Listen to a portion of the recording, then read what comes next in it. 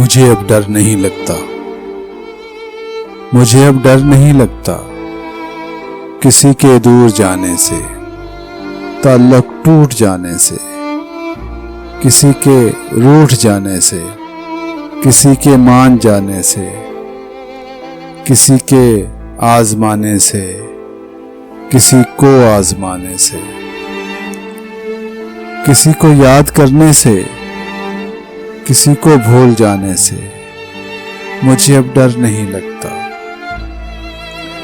किसी को छोड़ देने से, किसी के छोड़ जाने से, न शमा के जलाने से, न शमा के बुझाने से मुझे अब डर नहीं लगता। अकेले मुस्कुराने से, कभी आंसू बहाने से,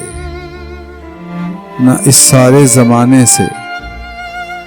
किसी की पारसाई से, किसी की बेवफाई से, किसी दुख इंतहाई से मुझे अब डर नहीं लगता। ना तो इस पार रहने से, ना तो उस पार रहने से, न अपनी जिंदगानी से, न एक दिन मौत आने से मुझे अब डर नहीं लगता, मुझे अब डर नहीं लगता।